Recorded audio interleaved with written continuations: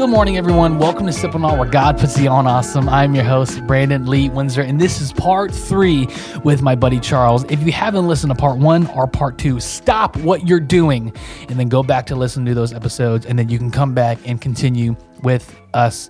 Today, we have a very special guest in the house, and yes, that is our first-time listeners. If this is your very first time, thank you for tuning in. A couple of announcements for you. You can now give and buy me a cup of coffee. That link will be in the description below. But if you're tired of your wardrobe, if you just need to update your closet, we have some amazing news, and that is that you can buy Sip&Awe merch, and the link is in the description. And of course, don't forget to like and subscribe here on YouTube, and you can listen on Spotify and Apple Podcast. That is all I have to say, I think. So let's get in there for part 3 with my buddy Charles Menke. What is up, Charles? Your little drop of coffee. Dude? Yeah, All right, there's nothing in here. All right, we'll just do a little drop. Here we go. Okay. 3, 2, 1. Thank you, Lord, for the day that He has made for you and me. 1, 2, 3. 3. The reason why I wanted to continue this conversation, Charles, and if you haven't checked out the last episode, stop what you're doing, go check it out so you can kind of be up to speed. Yes. Is probably one of the biggest things that I've struggled with, Charles, is the fact that I've hurt people, and I don't really know how to deal with it. I've hurt people as a believer. And so I've hurt girls in high school. And so what's funny, I don't think my wife would mind me sharing this, but she asked, like, do I miss any of my exes? And I said, no, but she's messing fire. She was like, do you miss any exes? And I said, no, but if I could go back and apologize for what I did, I would, if I could, because and I don't know if that's just me holding on to what I've done, but it's like, I just was not a nice guy in high school. I was a jerk when it came to girls. And when it came to me being like saved, like I've messed up some relationships in my life due to me not making the best decisions. And so it's like going home to Albuquerque is a little hard for me because I know that there are people there that I should go see, but it's really hard for me to, you know? Yes. And so I'm at a place where I don't know if I should necessarily cut the relationship off. I don't know if I should really try to pour into them, even though that they're hurt with me. And the best thing for me to do is to be Christ-like, love my neighbor, and just go for it, you know? And so going to Albuquerque is pretty hard. And I'll be honest, due to the fact that I have hurt some people. So yeah. No, this is okay. So I guess for me with relationships, I did apologize. I went through all of them and I messaged all of them. And I've received the most scathing messages you've ever seen. I mean, I received 7 full Instagram DMs in response. I said, hey, just want to let you know, I'm not going to name drop here. I was like, I just want to let you know that I'm sorry. 1, for how I acted, how I treated you. And this was my thought on it. You know, even if I could move past it by myself, I wanted to let them know that that's not right. What happened there and how that unfolded is not how humans are supposed to treat each other. And I just want to let you know I'm sorry. So I did. I was like, hey, I'm sorry. I didn't mean for that to happen. I meant this, and I know that I did this to you and this to you and this to you and this to you. And I'm sorry about all that. And even more than that, I want to let you know that I forgive you too for everything that happened. Just free and clear. She went off. She went berserk. Nutso mode got clicked on. And she messaged me back. I mean, she's every cuss word you could imagine. Like, you were up, blah, blah, blah, blah, blah. And, you know, I'm just reading through it, and it bothered me for about 35 minutes. And the truth is, like, this is how I take my past relationships. I did take the time to apologize, which whether or not I needed to. But what was I going to say? When I took that time to apologize to those girls, I knew that who I was is buried in Christ, and not in a scripture, but that is an old Charles. That I am brand new. The one that stands before you is not the man that used to be. And I guess since my life was so decidedly different, I mean, I'm coming up to Go, and I'm addicted to heroin. I'm picking up, once every 48 hours. I'm waking up in bathroom corners with my face in the corner. I'm drooling on myself. I'm hospitalized 9 times with pneumonia. I'm almost dying, to being completely drug free now for almost a decade. And that difference is just so, like, it's so starkly contrasted in actions and character, that I not only just know that I'm a different person, I feel like a different person because of my life. So I guess I just never looked back on my past relationships, and I was like, maybe I never felt like maybe I'm still that guy. Maybe I'm this. And I felt like maybe I had the same tendencies, but I knew without without, I knew without a doubt that I was renewed and righteous according to Christ, and that I had a new life in him. And to be honest, I never, ever, ever feel bad about what I did in my past. And that's not to say like I don't, like, man, I shouldn't have done that. I hurt somebody. Like, obviously I shouldn't have, but I don't carry the weight of it anymore. It's different, I'm not like, I'm not a psychopath, I'm not like Dexter, like, oh, I don't feel bad about killing her. Uh, like, it's different. I don't feel that shame. Like, I feel the weight of decision, but you know what? I don't know if you know this, but like, when you start to break over after the weight of the decision, and you start to, like, build up negative emotions like regret and shame and being hard on yourself, and all of those things, I think, are a culmination of not knowing you're forgiven, and they end up building up, and these do more damage typically than what you actually did to that person. Not always. Maybe in my case it wasn't, but um, yeah, I did go to all of them. Like, I messaged one girl, and I don't mean to ramble, but I messaged one girl who, dude, we were really close. I'm 15 years old. We would spend time on the phone every night from midnight to 6 a.m. And we would talk all night until the sun came up. And we would just talk to each other. And I was in love with this girl, dude. I loved this girl. It was like over the moon. And I ended up cheating on her. Everything goes south. She ends up getting her heart broken. She marries another guy. Well, I message her. This is a little, I don't know if I should share this, but this is stuff I've never shared ever. I messaged her one day. I was just curious about her. I was thinking about her. So I messaged her, and she starts freaking out, and she's like all up in arms. So her husband messages me back. An Oh. extremely kind and sweet message that you would share on a billboard. Not at all. It was, he was like, you are the lowest piece of yada yada yada. And this is just to Dang. show you a little bit about who I was. Okay. Mhm. I was so far up my butt, I was looking at my own eyes and talking out my own mouth. So I messaged him back, Oh and my goodness. I was like, hey, thank you for the message. And I said, if it was really so much in the past, why does your wife care so much? I just stuck it to him, dude. I stabbed him, bro. I did. And dude, it's so messed up. It's so wrong. I'm like ruining their relationship by saying like, oh, if it's really so in the past, then why are you guys freaking out about it? Why is your wife so up in arms if she doesn't care about me anymore? And I Wow. was just, dude, I was just a butthole through and through, dude.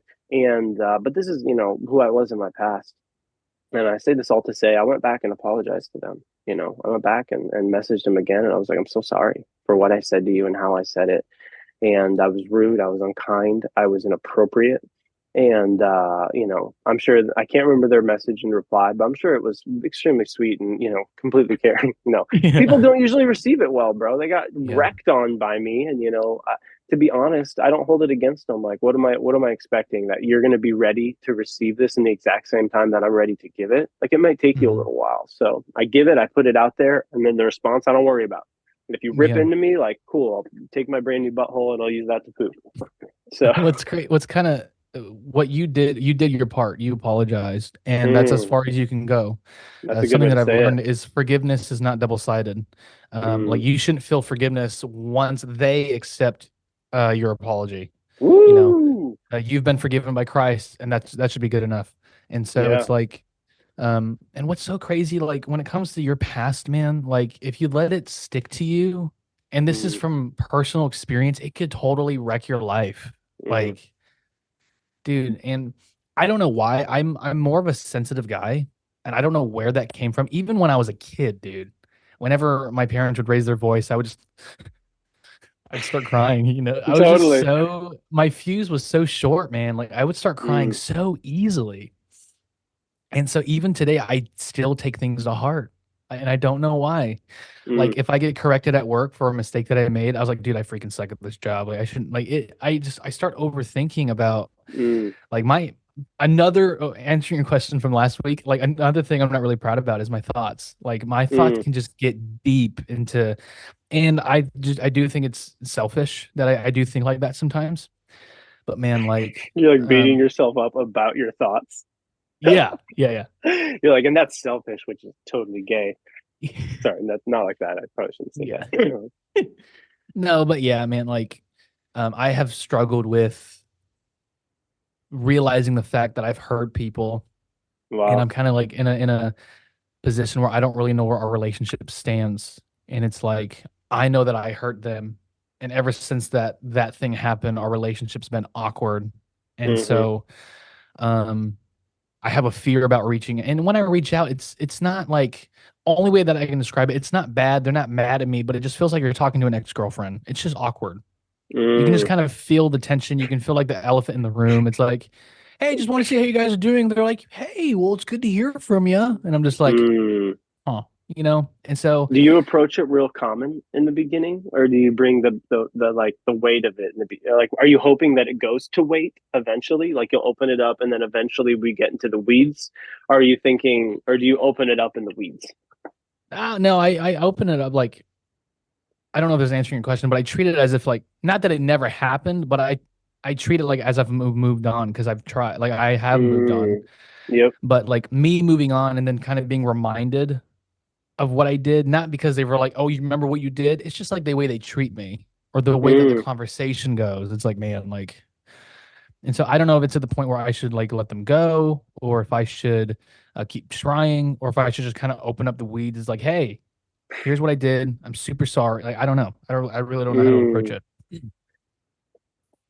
I'm not the great with niceties. I really suck at it. Like those pleasantries that people always like. When people are having small talk, I don't know how to function. Like I don't even know what you're talking about. Like I feel like nothing's been said. Like I've pulled the string on Woody over and over. Like how many times will we talk about things that don't matter? So I just I've never been too great at that. But once I'm really in the weeds of like being in someone's life and talking about that place, I feel really comfortable, which is kind of weird what we talked about last week because I said I don't like being vulnerable. I don't something's going on there. Maybe I'm a little more messed up than I think. But people are like, this guy's all over the place, man. Who the heck is this guy? Yeah. Um, no, I guess when I've only done those in the past, I always started out in the weeds. I never tried to Mhm. open up relationship. I just wanted to repair how they thought about life and people and then finish it, close the Mhm. door to it. I never wanted to like, it's going to be different for everybody. Whatever the Lord leads you to do that and be irrevocably, unapologetic for doing those things. If you asked the Mhm. Pharisees about Paul, you would have only heard bad things. You would Mhm. have never heard a good thing. And so sometimes opinions mean nothing. And I don't say that because, I guess um, you take that to the nth degree and people turn into, Andrew Tate, where they're just like ripping into every person that could possibly exist. And they're like, oh, alpha. So, Yeah. but yeah, I don't know. Okay. Can I ask a side question? This is from Yes. last week, but I didn't get to ask it. Um, so we went over those things last week of what we weren't proud of. Mhm. If you were to live differently and just make a choice to not be that thing, what would it look like? Hey guys, I just want to come on here real quick and say thank you so much for tuning into this episode. If you have a friend or a family member that you know will enjoy this episode, stop what you're doing and send it to them right now. If this is a message that they need, or if you know that they'll just enjoy it, send it their way so we can keep growing the Sip&Awe family. All right, guys, thank you for sharing. Let's get back to the episode. What's funny is I know that I would have to change something, but I don't know exactly what I would change. Mm, I think it would be more being more accountable to my wife of like, hey, this is an issue or this is something I want to grow in. Can you help me? mm, Or bringing it to a pastor. Hey, this is something in my life that I want to grow in. can you help me? Or what would you do? Or what should I Hmm. do? Very And interesting. actually acting that thing out. Because, dude, let me just tell you something. There's this horrible thing called pornography, and I Hmm. had an issue with it for years. And I Mm. knew that it was an Talking to the issue. choir. I went to a pastor. Hey, this is a problem. Here's my phone. Like, put a passcode on it where I can't download apps because I would use a different app to do it. Hmm. Uh, I mean, come on. You're talking to and the choir here. I know exactly what you're talking about. Like, if there's an app store yeah, app, we'll find it. Don't worry absolutely. about that. So what happened was he was an older gentleman. He didn't really know about technology. He did the password, but it didn't work because Mm. that evening I went home and I downloaded the app and it worked. I was like, oh my gosh, it didn't work. And I'm not going to say anything about it. And then, of course, after months of being a butt, I did apologize. I was like, hey, so just so you know, it didn't work. And I've been lying to you for the past 3 months. Mm. And so being accountable to myself and like really, really taking it serious.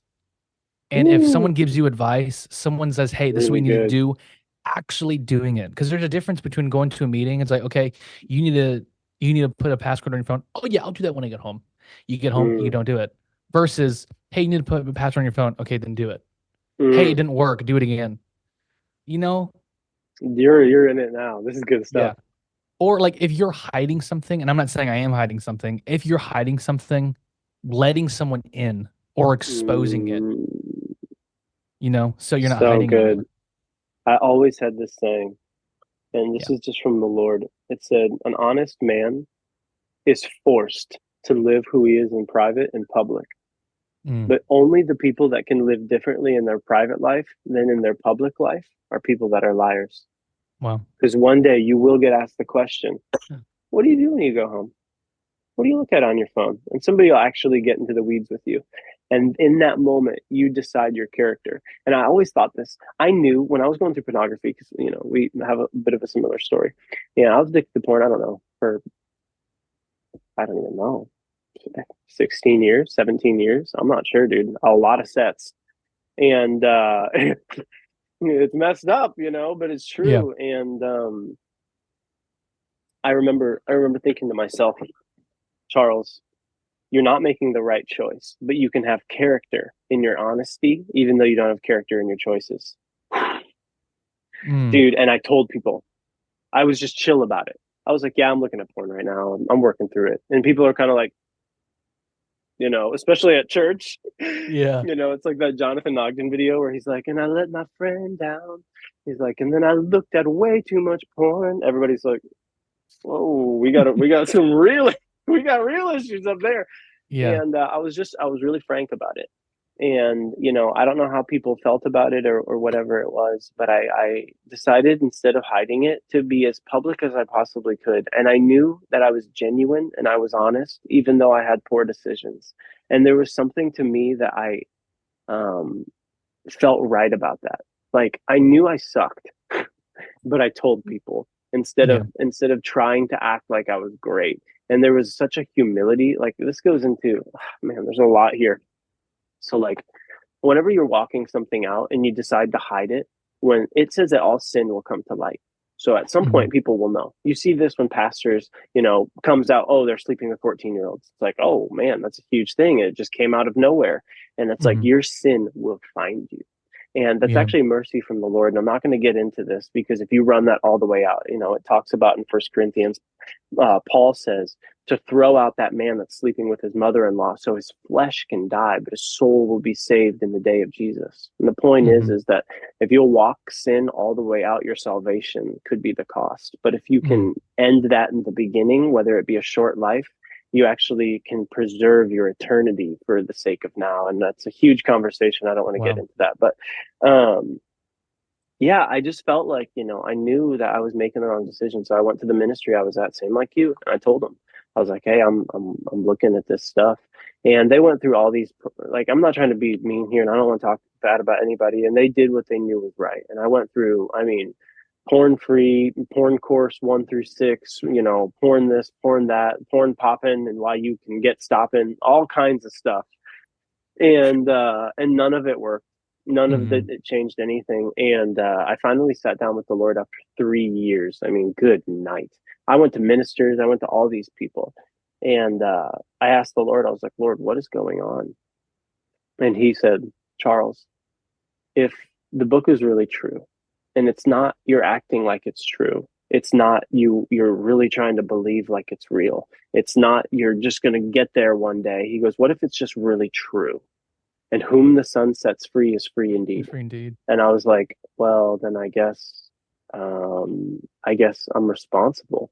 He goes, you're not an addicted man looking at pornography, you're a free man choosing. Mm. And I sat there and I was like, I am free. And I never looked at it again. Wow. Except for one That's time. good. There was one time, 29 days later or something like that, that I looked at it one time. But from that instance, I have never looked at pornography ever again in my whole entire life. Cool. And none of the programs helped for me. Maybe they help for other people, and I'm not knocking them. You know, I'll see these ads for Covenant Eyes. Dude, I tried that for months. You know what Covenant Mm-hmm. Eyes is? Mm-hmm. Yeah. I have a huge bent on this, okay? And I have a bone to pick with pornography. I Okay. do. I don't like it. And I don't like the way that we try to deal with it. And I'm not going to go too long on this, but people think that if they stop it on their phone, that they've stopped it in their heart. Mm. Jesus said to the Pharisees, he goes, I'm not saying what you do, like your actions, is sin. But even if you think of another woman lustfully, it's as if you're sleeping with her. Well, Covenant Eyes isn't going to stop that. Right. There's no phone app in the whole world that's going to stop your own thoughts. So the only way you deal with pornography is starts with your heart. Your heart condition, yeah. Dude. Man, that's so good. That's so good. See, what's cool, this really, really, really opened up my eyes when I started to become set free from pornography.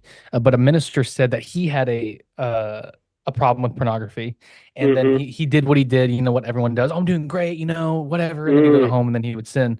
And then he said his life changed the moment he was real with God, because he hid it from God. He didn't talk about it, and he was like, That's so God, good. I have a porn problem, and I like it, and I don't know what to do, and I need help. And the moment he gave it to God, the moment he was real, he got set free. The moment he just stopped hiding it. And so that's why I like that you're being super honest and you're super open with your issue. And so yeah, the moment that we expose what we're doing wrong to the Lord, dude, your life has completely changed. And that being said, thank you for tuning into part 3. Wow. That was short and sweet. Yeah, come on now. Charles, this was probably one of my favorite episodes. This was so fun. Yeah. So fun. Great. Yeah. Yeah, so thank you so much. You can now listen to Sip&Awe on Spotify, Apple Podcasts, and you can watch on YouTube. Buy me a cup of coffee if you would. A cup of coffee, please. Come on, baby. Give it up for my buddy Charles. Ooh, ooh, ooh. All right, y'all. We will see you on the flippity floppy.